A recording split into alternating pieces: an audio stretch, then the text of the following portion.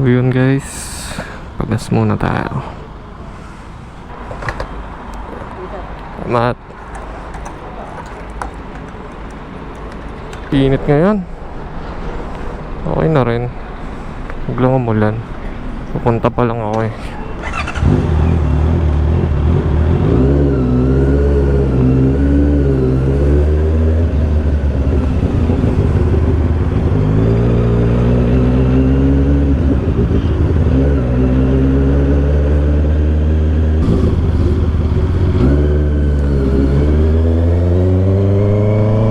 Guys, papunta ako ng Honda Buendia para kunin yung plaka. Medyo matagal-tagal na rin nag-chat sa akin yung yung Wheeltech. So, pwede na raw i-claim. Kaso meron akong problema. Yung RFID ko naiwanan ko. So asa na lang tayo na sana ma-read lagi yung yung RFID.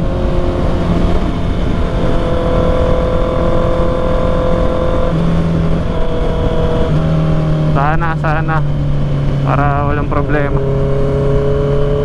Kalimutan ko ilagay sa bag. Oo nga pala.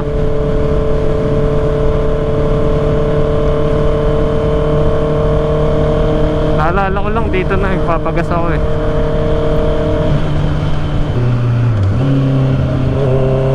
Siguro sa baba na lang tayo daan para hindi na magsa skyway.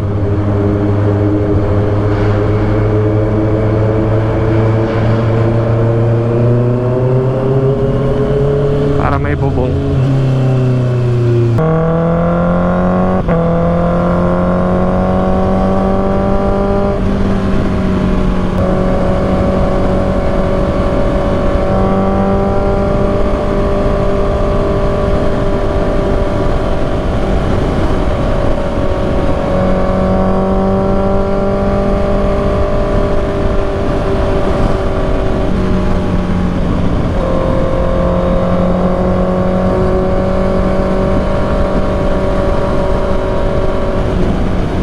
First time ko magkakaplaka. Ninja ko ilang years na eh. Wala pa din. Hindi ko alam bakit. May ipit ata sa LTO. 2 days lang yung papel ata nun. Yung plaka 2 years. Buti ito hindi naman inabot. Kinuha to January. So ngayon is July. Kaya June ngayon. Mga 5 months. Or almost 5 months. Sa end of January to eh. Kaya pwede kumain. Di pa ako kumakain eh. Malamang mabilis lang yun eh. Kiklaim ko lang yung plaka. Siguro pa uwi na lang ako kakain.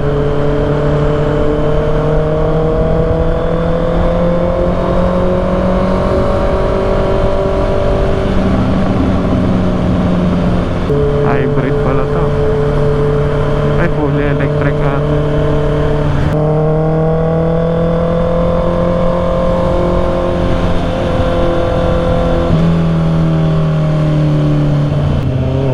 Sa traffic. Ito lang ang downside ng hindi pag skyway. Ay, ganyan talaga. Nakakalusot-lusot naman ata tayo dyan. Siya ba din?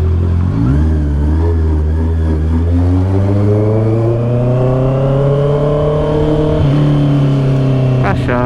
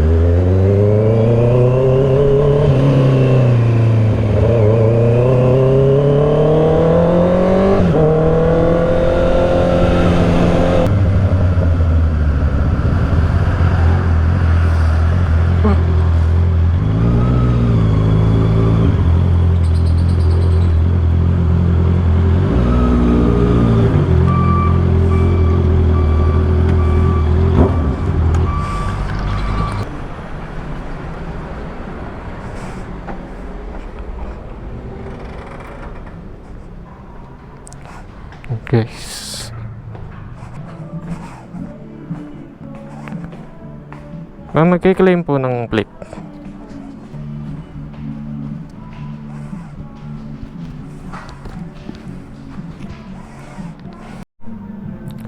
Okay guys, nakuha ko na yung plaka natin. So ngayon pauwi na tayo. Pero tingnan muna natin itong mga motor na naka-display. Ito yung bagong Hornet 1000. Kulay red tsaka black available. Tapos yun yung Hornet 500. CBR 500R. Ay 650R pala. Tapos yung CBR 500R. Transap, Goldwing. Yung Goldwing ngayon, gold na talaga. So CB rin, no? Pa-reserve na. Yung Transat. Ito yung bagong Rebel. Kasi ito yata guys yung sports bike ng Wheeltech eh. Yung 7 million ba yun? So yun lang guys, dito ko na rin tatapusin yung video kasi pauwi na rin naman tayo. Tapos, yun. Thank you for watching.